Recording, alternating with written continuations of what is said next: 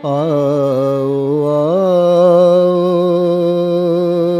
मेरे मन के वासी, आओ आओ मेरे मन के वासी। तेरे बिन छाए है मन में उदासी, आओ आओ मेरे मन के वासी। तेरे बिन छाए है मन में उदासी। रैन निंदिया न दिन चैन पाऊं, नीर नैनों से निस दिन बहाऊं। रैन निंदिया न दिन चैन पाऊं, नीर नैनों से निस दिन बहाऊं। मीन सागर में जैसे प्यासी, तेरे बिन छाए है मन में उदासी।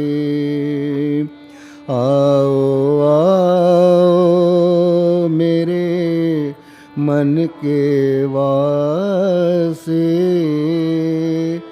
तेरे बिन छाए है मन में उदासी। गीत तेरे ही गुरुदेव गाऊं, दिल के दुखड़े तुम्हीं को सुनाऊं। गीत तेरे ही गुरुदेव। हमारा और आपका सौभाग्य है कि हमें गुरु महाराज के दरबार में एक आध्यात्मिक कक्षा में बैठने का अवसर प्राप्त हो रहा है। ये आध्यात्मिक कक्षा है, यह अध्यात्म का पाठ पढ़ाया जाता है। यह अध्यात्म का पाठ कैसे पढ़ाया जाता है, क्या विशेषता है, आप जानते हैं कोई भी ज्ञान हम प्राप्त करना चाहते हैं तो एक ज्ञान प्राप्त करने वाला व्यक्ति होता है और कोई पुस्तक होती है, ग्रंथ होते हैं। हमें वो बोलता जाता है, हम उस ज्ञान को बुद्धि रखते जाते हैं, पुस्तकें पढ़ते हैं, हमें ज्ञान प्राप्त हो जाता है, ज्ञान की डिग्रियां हम प्राप्त कर जाते हैं। लेकिन आध्यात्मिक ज्ञान एक विचित्र ही ज्ञान है। न इसे कोई पढ़ाने वाला है, न इसका ग्रंथ है, न इसमें कोई डिग्री है। ऐसा विचित्र ज्ञान है।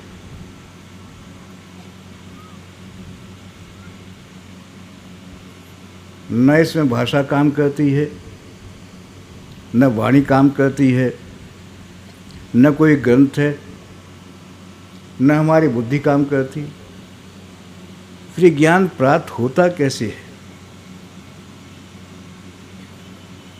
कठोपनिषद में भगवान यम समझाते हैं नचिकेता को कि ये ज्ञान न वो प्रवचन से प्राप्त होता है, न बुद्धि से ग्रहण किया जाता है,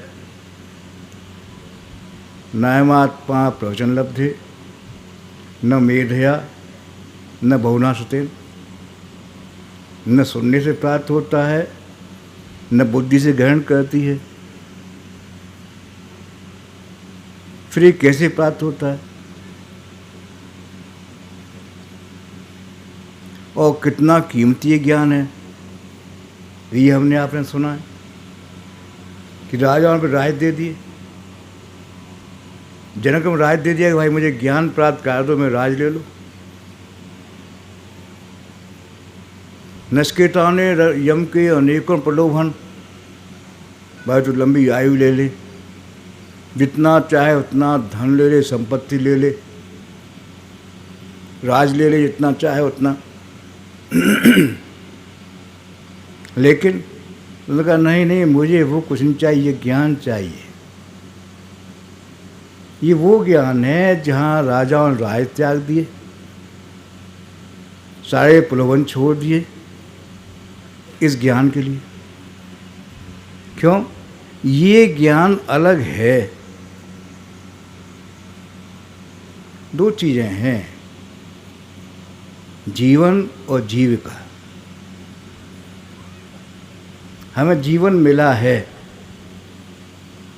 चलाने को जीविका चाहिए, मैं जीवन चलता रहे, रोटी पानी निकलती रहे मेरी।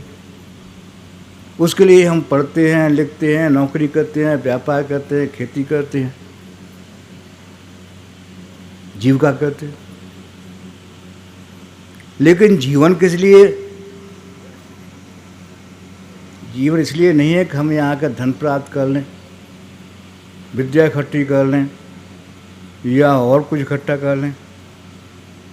जीवन का महत्व अलग है। बड़े भाग मानुष तन पावा, ये दुर्लभ है मनुष्य शरीर, जो देवताओं को दुर्लभ है, देवताओं को प्राप्त नहीं होता, वो हमें आपको मिला है। इसका प्रयोजन धन इकट्ठा करना नहीं है, इसका प्रयोजन ज्ञान, संसार ज्ञान प्राप्त करना नहीं है। इसका ध्येय बहुत ऊपर है, बहुत ऊपर है। हम जीवन का ध्येय समझें, जीवन संसार में आए क्यों? ये अध्यात्म ज्ञान हमें जीवन जीने की कला सिखाता है। ये मेरा जीवन जिसमें आज मैं रह रहा हूँ, दुख अशांति क्लेश सब भोग रहा हूँ, क्या ऐसा भी है जहाँ ये सब चीज़ मुझसे दूर हो जाए? बोले हाँ, एक ऐसा ज्ञान है जो आपको के प्राप्त हो जाएगा तो न राग रहेगा, आप में न द्वेष रहेगा, न घृणा रहेगी, न मैं मेरा रहेगा, न और रहेगा, और संतुष्टि हो जाएगी, सारा समाधान हो जाएगा। जितना जीवन समस्याएं थी समाधान हो जाएंगी। वो रहस्य अध्यात्म ज्ञान में है। वो ज्ञान प्राप्त हो जाए तो हमें जीवन में वो चीज़ प्राप्त हो जाएगी जहाँ न राग होगा, न द्वेष होगा, न घृणा होगी, न जाति होगी, न संप्रदाय होगा। बोले कि वो अवस्था प्राप्त हो जाएगी जहाँ जीवन का ध्येय प्राप्त हो जाएगा। संसार में रहूँगा, सारे काम करूँगा। जैसे आप पूज्य मिश्राई सुन रहे थे भगवान राम के बारे में, भगवान कृष्ण के बारे में। उस ज्ञान प्राप्त करने के बाद दुख और शांति मालूम नहीं पड़ती। परम पूज्य परिवार कहा करते थे, भाई ये नहीं कि दुख नहीं आवेंगे, लेकिन ये ज्ञान प्राप्त हो जाएगा तुम दुखी नहीं होगे। दुख तो आवेंगे, बरसात तो आवेगी, लेकिन छाता आप तन जाएगा जिसमें आप भीगेंगे नहीं। अध्यात्म ज्ञान वो छाता है जहाँ दुख तो आवेंगे लेकिन आपका स्पर्श नहीं कर पाएंगे। समस्याएं तो आवेंगी लेकिन आपका स्पर्श नहीं कर पाएंगी। इस ज्ञान को प्राप्त करें तो कैसे प्राप्त करें? उपाय क्या है? आप जानते हैं, जैसे किसान भाई, आप यहाँ बहुत ज़्यादा किसान भाई हैं, गर्मी पड़ती है, खेत जोतते हैं आप तो डेले बन जाते हैं, खूब डेले बन जाते हैं। लेकिन जब पानी बरसने शुरू हो गया सब गल जाते हैं। ऐसे ही हमारे अंदर भी राग द्वेष घृणा के डेले बन गए। इसी में हम बहक रहे हैं, इसी में जी रहे हैं। अध्यात्म ज्ञान वो वर्षा है जो बरस जाएगी, आप हृदय के सारे ढेले गल जाएंगे, जीवन में शांति भर जाएगी, जीवन आनंद भर जाएगा। इसे ही भगवान यम बड़े सुंदर ढंग समझाते हैं नचिकेता को कि नचिकेता, हमारे मन में, हमारे हृदय में ये राग द्वेष घृणा इनकी गांठें बन गई हैं। इन गांठों के बनने से जीवन दुरूह हो गया है। जैसे आप जानते हैं धागे में बहुत सी गांठें बांध दें, बहुत सी गांठें बांध दें तो धागा न सीने काम आता है न बुनने काम आता है। ऐसे ही हम भी किसी काम के नहीं रहे। ये हमारे हृदय में गांठें जो बन गई, इनसे हम किसी काम के नहीं रहे। दुख अशांति क्लेश इसी में रह रहे हैं, इसी में जी रहे।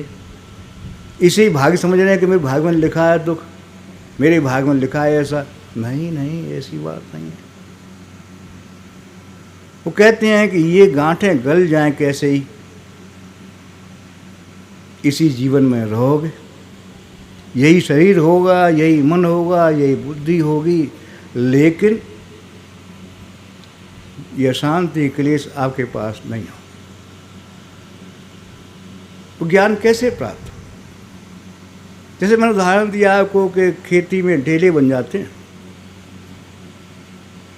बरसात होती है तो बिना किसी प्रयास के सारे ढेले गल जाते हैं, हमें कोई ढेला नहीं तोड़ना पड़ता। ऐसे ही गुरु की कृपा की बरसात हो जाए, यह फल साधन ते नहीं हुई, तुम्हारी कृपा पाओ कोई कोई। यह फल साधना से नहीं हो सकता है। हम चाहे कितनी कठिन साधना, कठिन से कठिन साधनाएं करें, लेकिन इस साधना का फल नहीं है, केवल गुरु कृपा है। यह फल साधन ते नहीं हुई, तुम्हारी कृपा पाओ कोई कोई। उस कृपा में भी कोई कोई इस फल को प्राप्त कर पाता है, सभी नहीं कर पाते। इतना कठिन ये ज्ञान है। उस गुरु की कृपा में भी जिसने अपने हृदय में भर ली, बिरले इसी को प्राप्त करके, जिनका श्रेयस प्राप्त करके। लेकिन कृपा प्राप्त कैसे हो? भाई, हमें गुरु की कृपा प्राप्त करनी है, गुरु के पास जाना होगा। हम कहीं पर, गुरु कहीं पर, तो हम नहीं प्राप्त कर पाएंगे। मैं जीव स्थिति में हूँ, यहाँ पर हूँ, प्रकृति में फंसा हूँ, लेकिन मेरे गुरु का स्थान सूली ऊपर सेज पिया की केवल मिलना हो।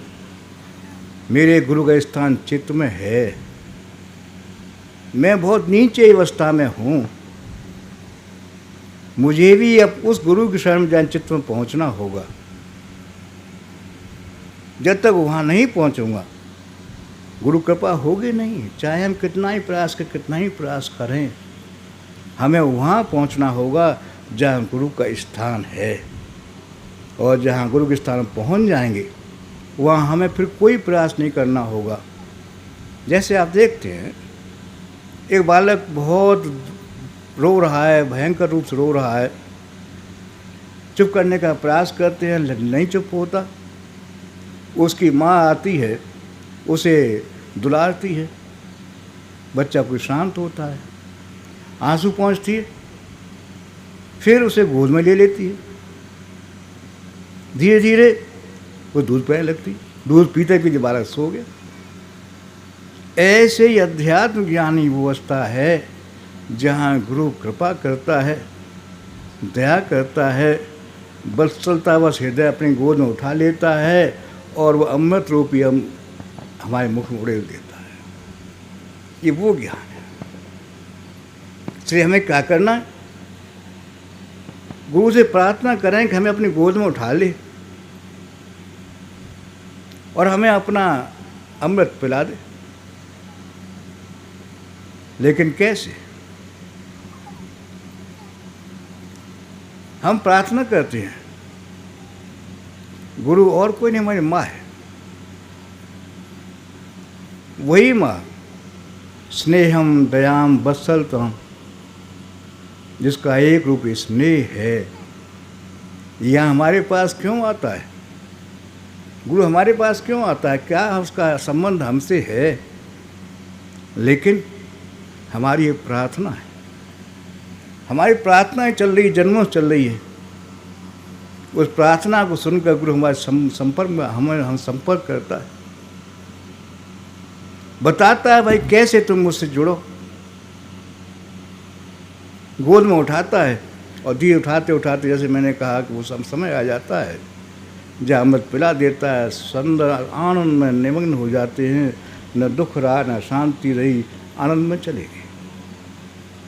ऐसे मेरे गुरु का स्थान चित्त में है। चित्त वो स्थान है जहाँ से मैं शुरू हुआ है और वो गुरु। चित्त वो स्थान जहाँ से मैं शुरू होता है, मैं बना, मैं के साथ मेरे बनते गए, मेरे बनते गए, मेरे बनते गए।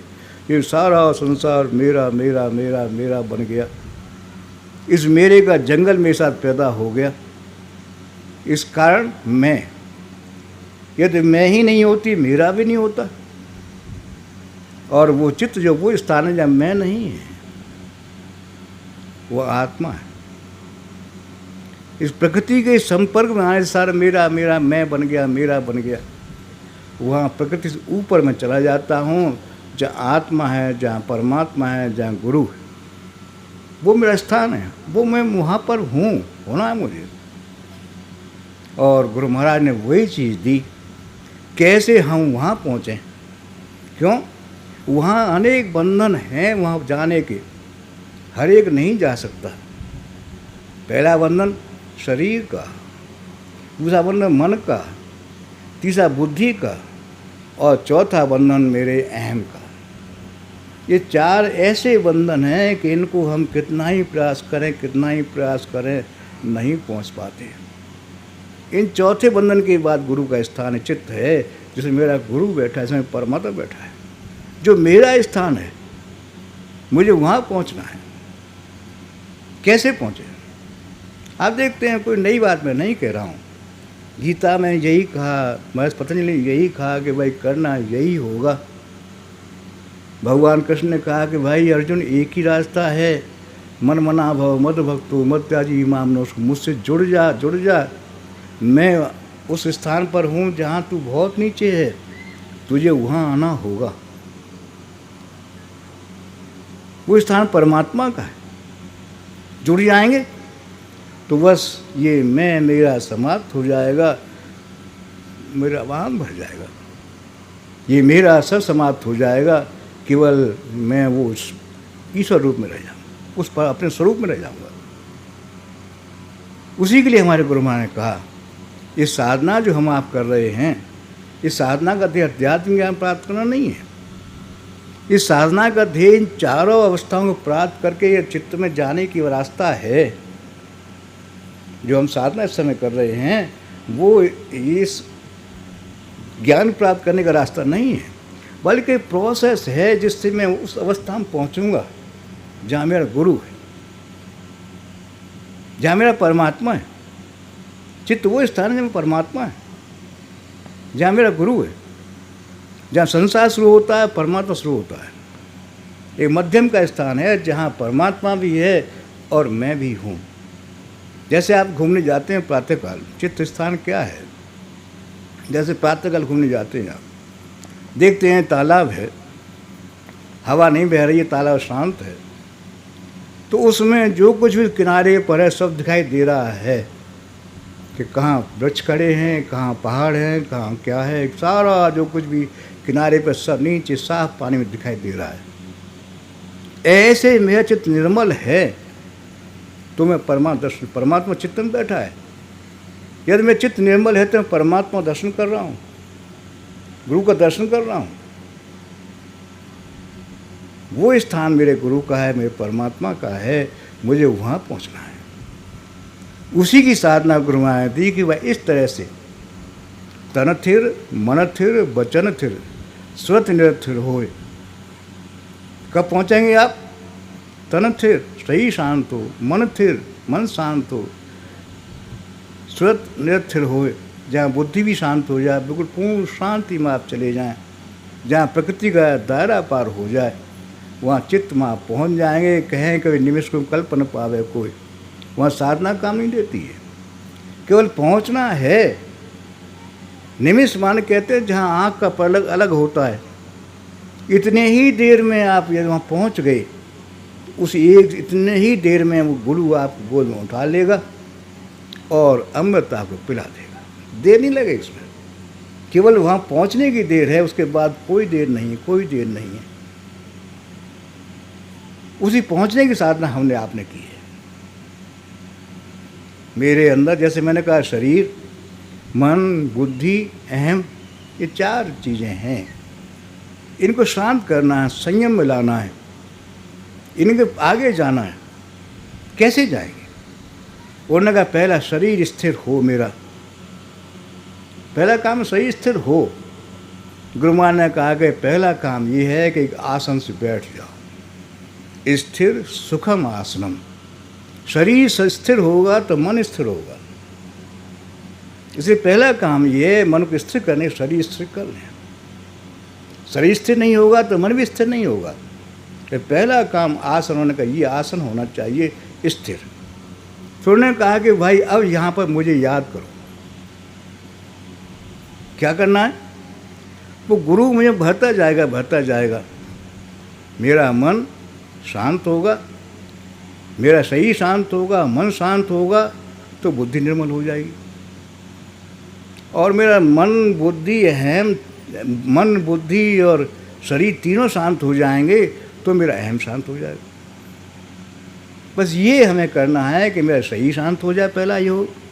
दूसरा काम ये करना है कि मेरा मन शांत हो जाए। तीसरा काम ये करना है मेरी बुद्धि शांत हो जाए। चौथा काम ये है कि मेरा अहम शांत हो जाए। ये साधना इसी के लिए है। कैसे? आप जानते हैं गुरु कहते भारी से, गुरु माने भारी होता है। जैसे घड़े में पानी भरा है, आप उसमें मिट्टी डालें तो पानी निकलता जाएगा, निकलता जाएगा। इसमें वो आवेगा जहाँ केवल मिट्टी रह जाएगी, पानी उसमें रहेगा ही नहीं, घड़ा मिट्टी से भर जाएगा। ऐसे गुरु महाराज ने कहा भाई एक काम ये करना है, मुझे अपने हृदय में बैठा लो। गुरु का प्रकाश मेरे हृदय में भर रहा है, गुरु भारी है, मेरे हृदय में बैठेगा तो जो उसमें भरा है, क्या भरा है? काम, क्रोध, लोभ, मोह, ये सारा जो भरा है वो निकलेगा। सरल तो उपाय दिया गया, मुझे अपने चित्त में मन में बैठा लो तो बिना किसी प्रयास के तुम्हारे मन के, बुद्धि के, तुम्हारे मन के विकार निकलना शुरू हो जाएंगे। काम, क्रोध, लोभ, मोह ये निकलना शुरू हो जाएंगे। जैसे गुरु भरता जाएगा, आप में जितना भरता जाएगा तो ये सब निकलते जाएंगे, आपके मन में गुरु भर जाएगा। गुरु भर गया, मन निर्मल हो गया, शरीर स्थिर हो गया, मन निर्मल हो गया तो मन का, इनका संबंध बुद्धि से होता है। तो मेरा गुरु बुद्धि को निर्मल करता है। बुद्धि निर्मलता क्या है? जो अज्ञान भर गया है वो अज्ञान को निकालना, बुद्धि के परमाणु झीने कर देना। आज क्या होता है कि मैं सुनता हूँ, पढ़ता हूँ, उसे बुद्धि में भरता हूँ, लेकिन ये काम नहीं है। बुद्धि निर्मल हो जाएगी तो यहाँ जो ज्ञान है वो सहज मुझे आने लगेगा। सीमेंट जल भरे तालाब, भाई साहब कह रहे थे, ऐसे बिना किसी प्रयास के ज्ञान मुझे भरने लगेगा। मुझे ज्ञान लेने स्कूल नहीं जाना होगा, मुझे ज्ञान लेने पाठ नहीं पढ़ना होगा, पुस्तक नहीं पढ़नी होगी, बल्कि मेरी बुद्धि के परमाणु झीने हो जाएंगे। सहज में ज्ञान, बुद्धि ज्ञान भरता जाएगा मुझ में। मैं चाहे पढ़ाऊँ, चाहे लिखाऊँ, चाहे कुछ भी नहीं है। ज़रूरी नहीं कि मैंने बीए पास किया हो तो मैं कर पाऊँगा। आप बिल्कुल नहीं पढ़े हैं, कबीर साहब नहीं पढ़े थे, लेकिन बुद्धि के परमाणु झीने हो गए और वेद की बात उन्होंने कह दी। सूरदास अंधे थे, लेकिन ये बुद्धि के परमाणु झीने हो गए, सारा ज्ञान में आने लगा। बारीकी से ज्ञान, पूरा ज्ञान भरता चला गया। फिर इससे भी आगे जब मेरा मन स्थिर हो गया, बुद्धि स्थिर हो गई, शरीर स्थिर हो गया, तो मेरा अहम जो अब तक जिसमें मैं भरा था, मैं मेरा भरा था, वहाँ वो सारे विकार निकलने शुरू हो गए। ये मैं निकलता गया और मेरी अवस्था उस चित्त में बैठ गया, चित्त में बैठ गया। जहाँ न मन स्थिर हो गया, बुद्धि स्थिर हो गई, चित्त स्थिर हो गया, अहम स्थिर हो गया, उसके बाद मैं चित्त में बैठ गया।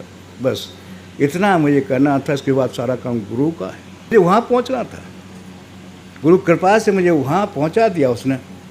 और जब वहाँ पहुँच गया तो वही गुरु की गोद है, उठा लिया और वो अमृत अध्यात्म ज्ञान उड़ेल दिया मुझ में। क्या हो गया उससे? मुझ में क्या परिवर्तन हो गया? अध्यात्म ज्ञान मुझे क्या दिया? अध्यात्म ज्ञान ने आपको दी मीठी वाणी, सबसे प्रेम, राग नहीं, द्वेष नहीं, जाति नहीं, पंथ नहीं, कुछ भी नहीं, सबके प्रेम, सबके लिए किसी, चाहे अच्छा है चाहे बुरा है, यहाँ तक जो दुष्ट है, अत्यंत दुष्ट है, उससे ही प्रेम मेरा। क्यों? हमें ये होता है भाई दुष्ट से प्रेम क्यों करें? अरे भाई तुम परेशान क्यों हो रहे हो भाई?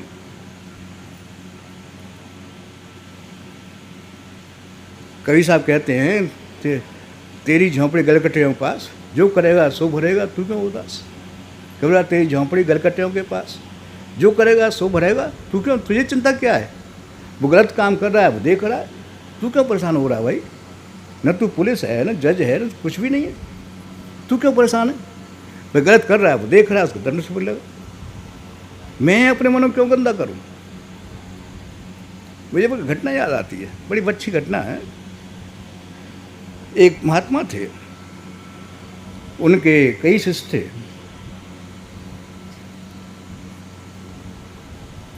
किसी एक शत्रु ने उन्हें गुरु को छुआ मार दिया, गुरु की मौत हो गई। उसे ये हुआ भाई गुरु को मारा है इसने, तो मेरा धर्म होता है कि इसको ही मारना, और उसे पीछे पड़ेगा, जहाँ मिलेगा उसको मार दूंगा।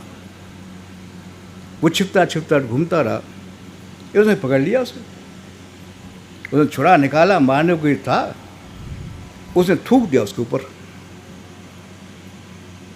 थूक दिया, छिड़ा उसने रख लिया। नहीं तो पूछा क्या बात होगी?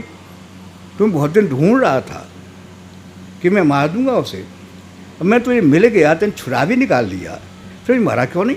तू तो मार सकता था मुझे। उन्हें बात यह है कि भाई मेरे मन में तेरे पति को द्वेष नहीं था, एक ये था कि मेरे गुरु को मारना, तुझे मारना है, लेकिन तूने मुझे थूक दिया, इसमें क्रोध आ गया। नहीं, क्रोध में नहीं मारूंगा तुझे, ये क्रोध बेकार है, इसे नहीं मारूंगा तुझे। ऐसे ही मुझ में लाभ नहीं, क्रोध नहीं, कुछ भी नहीं रहा, जीवन में सरलता सहजता बढ़ गई। सबके लिए प्रेम, सबके लिए प्रेम। आप जानते हैं भगवान बुद्ध जा रहे हैं, रास्ते अंगुली मार डाक को मिल गया, उसने दोनों मार, जाने कितने मार चुका था। भगवान बुद्ध की निगाह पड़ गई, सारा हृदय धो दिया उसका, चरणों में गिर पड़। कोई घृणा नहीं कही माँ ये डाकू है, मैं कैसा है, कुछ नहीं, बड़ी सहजता से खड़े। ऐसे ही न दुख है, न अशांति है, न क्लेश है, न किसी राग है, न द्वेष है। ये धुलाती हुई बात हो जाएगा, जहाँ सबसे प्रेम करेंगे, सब आपसे प्रेम करेंगे, एक प्रेम का संबंध होगा। आप देखते हैं संतों में क्या होता है, संतों में प्रेम होता है, प्रेम फैला देते हैं, और जो भी संपर्क में आता है उस प्रेम में सब उनके हो जाते हैं। हम देख रहे हैं यहाँ पर, यहाँ क्या संबंध है हमारा आपका? केवल वही गुरु प्रेम, वो प्रेम का जहाँ यहाँ वर्षा हो रही है, आप सब निमग्न। अभी टूंगला भंडारा हुआ था, उसमें बहुत लोग बैठे थे। एक भाई ने कहा कि भाई मैंने नई चीज़ देखी, यहाँ पर इतने भाई बैठे थे, इनमें स्त्रियां भी थीं, पुरुष भी थे, बच्चे भी थे, लेकिन इतनी शांति मैंने आज तक कहीं नहीं देखी। मैं सुई की गिरने की आवाज़ हो सकती है, लेकिन यहाँ आवाज़ नहीं थी। मैंने कहा भाई देखो विशेष बात ये है, यहाँ सब आत्मा हैं और गुरु का प्रेम बस रहा है।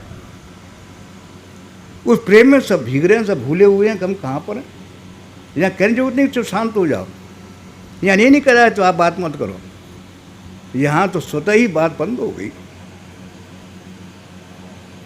अच्छी मिठाई मिल जाए आपको खाने को, सब भूल जाते। ऐसी आन की वर्षा हो रही है, उसमें हम भीग रहे हैं। कौन किसकी चिंता करता है? आज कौन सा दिन हमें क्या मालूम, घर से कब आए थे, क्या काम छोड़ के आए थे, हमें कुछ भी याद नहीं। एक अजीब आनंद बैठे, कारण गुरु ने आनंद की वर्षा कर दी। उस वर्षा में हम भीग गए और उस वर्षा में ही वो हमें आनंद प्राप्त हो गया। उसी की शांति यहाँ बरस रही है, हम आप ही देख रहे।